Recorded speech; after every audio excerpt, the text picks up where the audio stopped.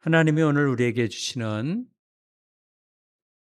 고린도전서 12장 1절에서 11절 말씀을 제가 봉독하겠습니다.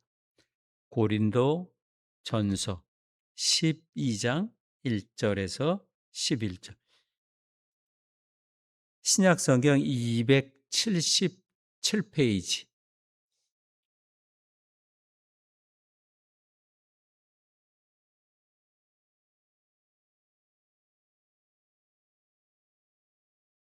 고린도전서 12장 1절에서 11절.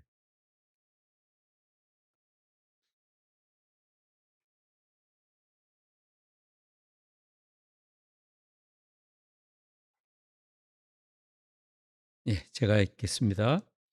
형제들아, 신령한 것에 대하여 나는 너희가 알지 못하기를 원하지 아니하노니 너희도 알거니와 너희가 이방인으로 있을 때에 말 못하는 우상에게로 끄는 그대로 끌려갔느니라. 그러므로 내가 너희에게 알리노니 하나님의 영으로 말하는 자는 누구든지 예수를 저주할 자라 하지 아니하고 또 성령으로 아니하고는 누구든지 예수를 주시라 할 수 없느니라. 은사는 여러 가지나 성령은 같고 직분은 여러 가지나 주는 같으며 또 사역은 여러 가지나 모든 것을 모든 사람 가운데서 이루시는 하나님은 같으니 각 사람에게 성령을 나타내심은 유익하게 하려 하심이라. 어떤 사람에게는 성령으로 말미암아 지혜의 말씀을, 어떤 사람에게는 같은 성령을 따라 지식의 말씀을, 다른 사람에게는 같은 성령으로 믿음을, 어떤 사람에게는 한 성령으로 병 고치는 은사를, 어떤 사람에게는 능력 행함을, 어떤 사람에게는 예언함을, 어떤 사람에게는 영들 분별함을, 다른 사람에게는 각종 방언 말함을, 어떤 사람에게는 방언을 통역함을 주시나니 이 모든 일은 같은 한 성령이 행하사 그의 뜻대로 각 사람에게 나누어 주시는 것이니라. 아멘. 네, 우리 학생들은 무슨 말인지 모를 거예요. 네. 성경이 어려운 말로 번역이 돼서 점점 요새 학생들이 읽을 수 있는 그런 쉬운 번역으로 계속 바꿔서 성경책을 만들고 있는 것은 참 좋은 현상이죠. 목사님이 쉽게 설명할 테니까 한번 잘 들어보세요. 내가 쉽게 설명해도 아마 한계가 있을 거예요. 목사님이 학생을 가르칠 때는 중학생들 이상 학생들을 대했기 때문에 목사님은 어린이들하고 대화하는 거를 아주 어려워했어요. 전도사님 때 주일학교 전도사가 됐는데 5, 6학년을 맡았는데 너무 어려운 거예요.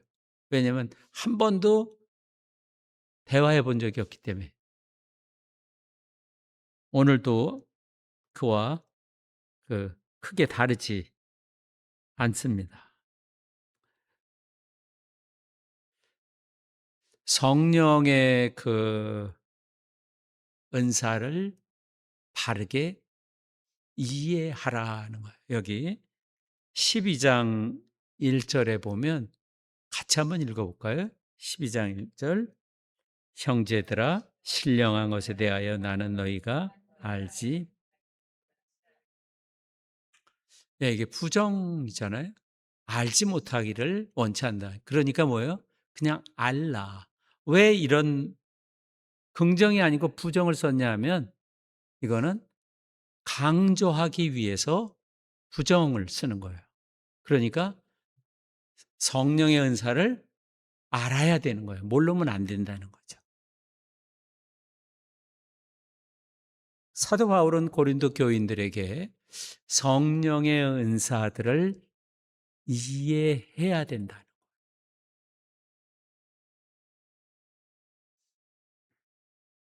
그래서 이 성령의 은사는 단순한 그런 선물로 받는 것이 아니라 하나님의 은혜의 선물이라는 것을 강조합니다.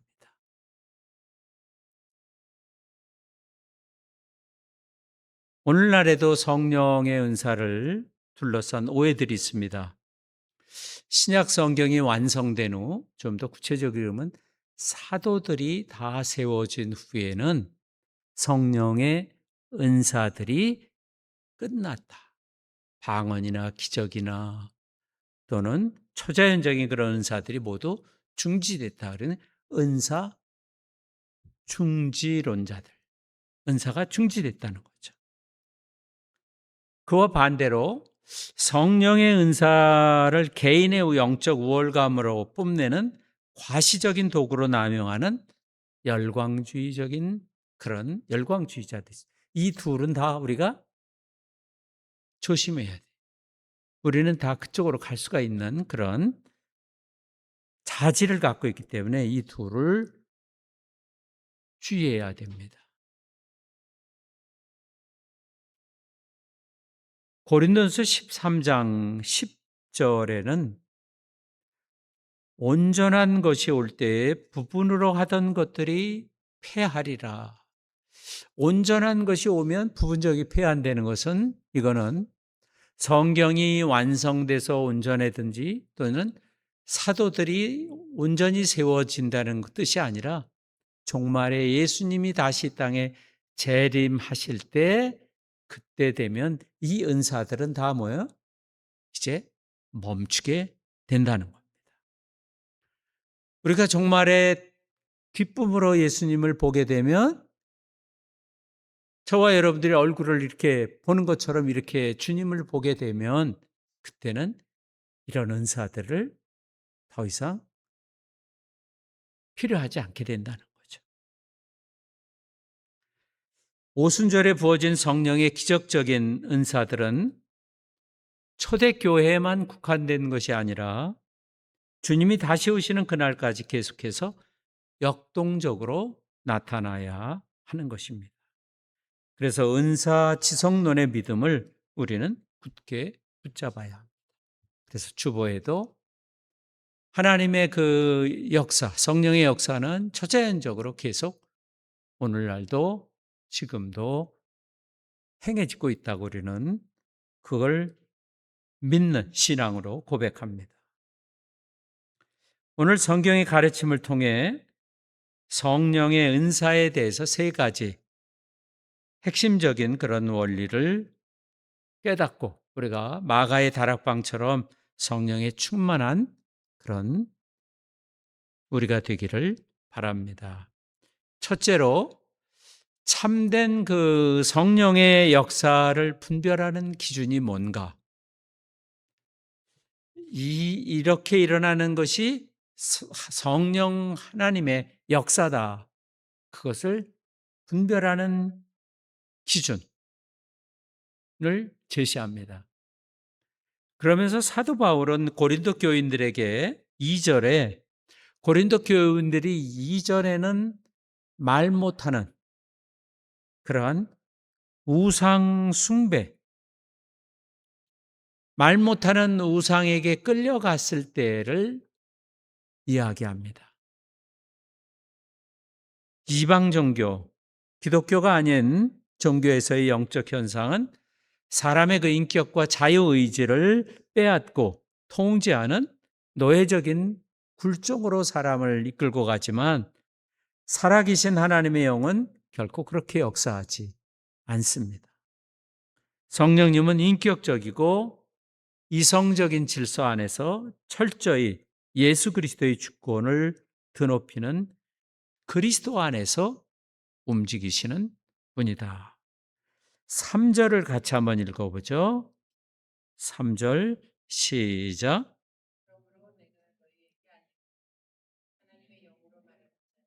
누구든지 예수를 또 성령으로 아니하거든.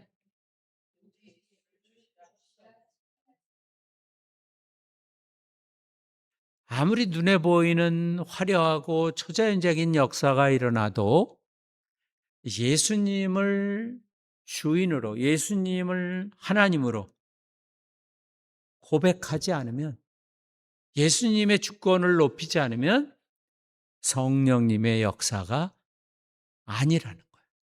기준인 거예요. 그래서 참된 성령의 역사는 우리로 예수님을 높이 받들고 예수님을 경배하게 하는 거죠. 예수님의 말씀에 복종하게 되는 거예요.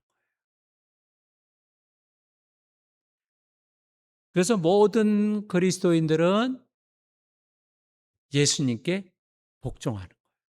성령님의 도움으로. 그래서 예수님의 말씀을 따르고 산상수훈의 말씀도 따르고 예수님의 가르침을 따르는 것입니다. 그리고 두 번째는 이 성령의 하나님이 우리에게 그 성령을 통해 값없이 주신 은혜의 선물의 목적은 철저하게 교회를 세우는 공동체의 그 유익을 위해서다. 7절 같이 한번 읽어볼까요? 7절 시작. 각 사람에게 성령의 나타나시면 유익하게 하려. 예, 유익이라는 건 이익을 준다는 이익. 이익이 되게 한다는 거예요. 우리가 받은 은사는 단순한 선물이 아니라 은혜의 선물이다. 즉 자격이 없는 자에게 하나님이 값없이 주시는 그러한 은혜의 선물이다.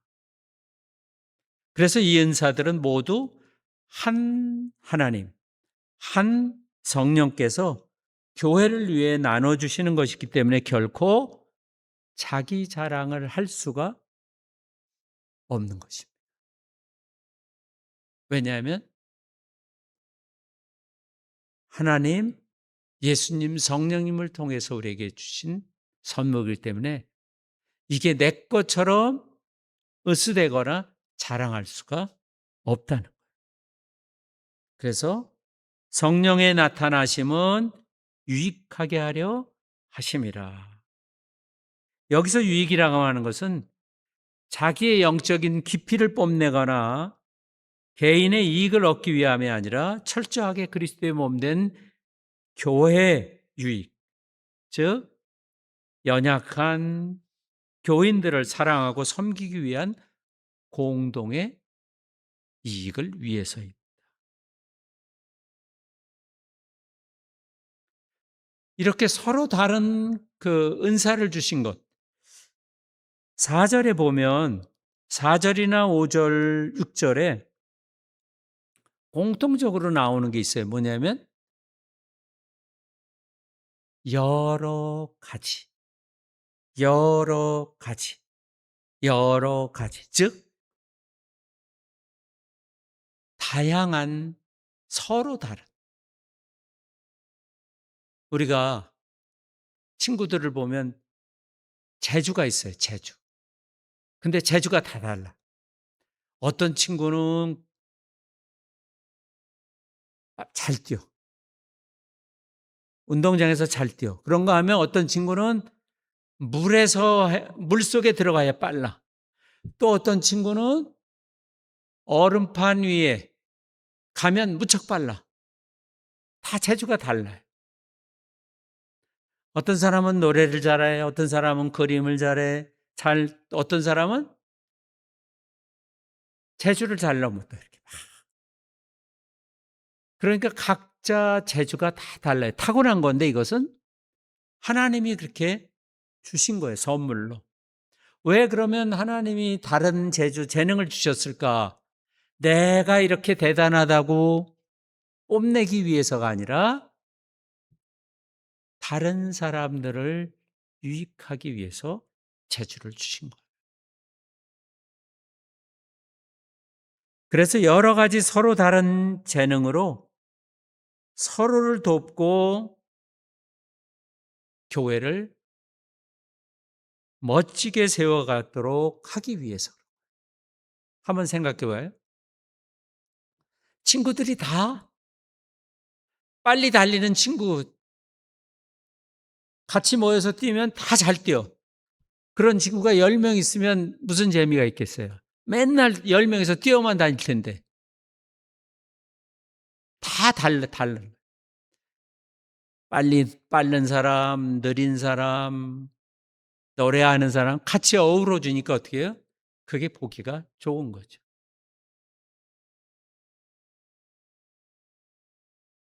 성령께서 초자연적인 은사를 각 사람에게 주시는 단 하나의 이유는 우리가 무기력한 종교 집단에 머물지 않고 세상을 향해 하나님의 살아계심을 증명하고 교회를 튼튼하고 하나 되게 하기 위해서 하나님께서 각자 다른 재주, 다른 재능, 다른 은사를 주신 것입니다. 셋째로, 그러면 이 재주들은, 이 은사들은 영적인 재주, 누가 주시는가? 11절 같이 한번 읽어보죠. 11절 시작. 이 모든 은사에 대하여 같은 한 성령이 행하사 그의 뜻대로 각 사람에게 나누어 주시.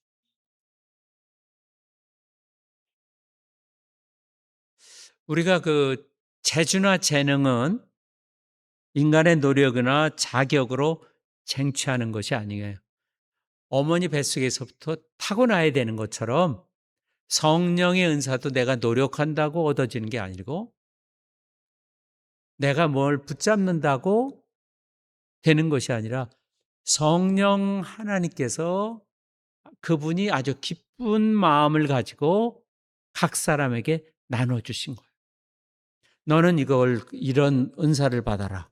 너는 이런 은사를 받아라. 그래서 하나님이 주신 은사는 내가 볼 때, 이게 내게 안 맞는 것 같다는 그런 생각을 가지면 안 되는 거예요. 왜? 하나님이 내게 제일 필요해서 주신 거예요. 그걸 갖고 다른 사람을 유익하게 하기 위해서 주신 거기 때문에.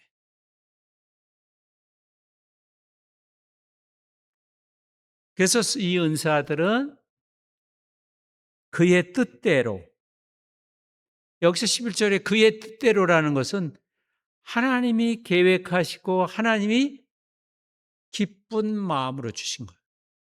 억지로 우리에게 떠넘긴 것이 아니라 하나님이 아주 기쁜 마음으로 너는 이런 은사를 갖고 교회를 섬겨라. 너는 이런 은사를 가지고 다른 사람을 도와라. 이렇게 해서 주신 거예요.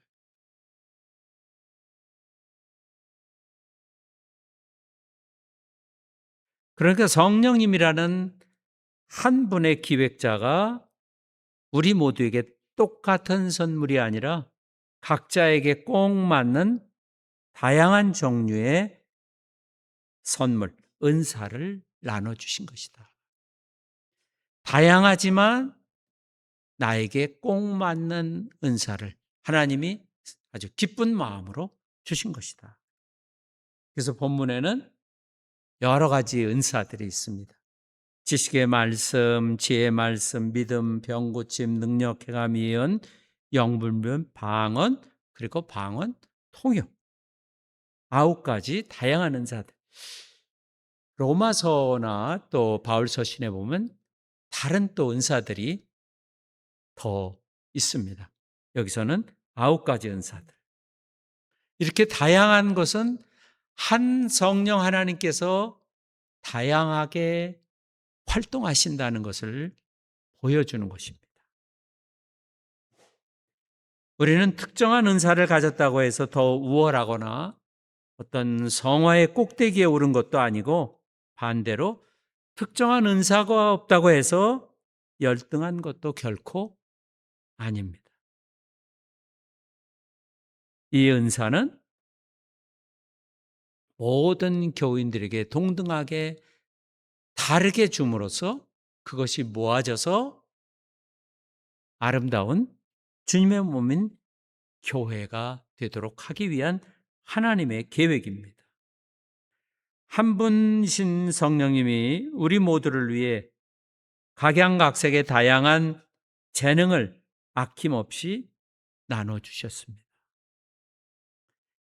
예수님이 오셨고 다시 오시기를 기다리는 사이 이미와 아직의 그 사이 속에 있는 우리는 세상을 향해 성령의 선물로 초자연적인 능력과 은사들이 여전히 필요하고 그것을 통해서 복음을 전해야 하는 것입니다.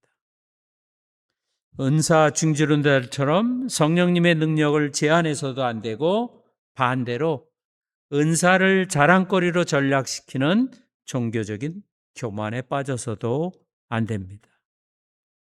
참된 영적인 것을 온전히 알고 우리는 이것을 사모해야 합니다.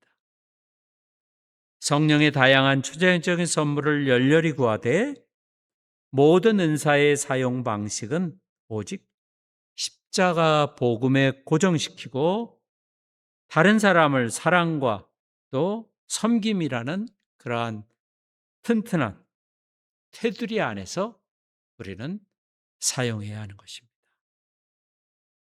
그래서 우리가 또 교회가 성령의 능력으로 충만할 뿐만 아니라 삼위일체 하나님 한 분을 높이는 오직 예수 그리스도의 십자가의 복음을 높이는 그러한 교회로서 튼튼히 서가기를 바랍니다. 기도하죠. 들은 말씀을 붙들고 장과 같이 기도하겠습니다.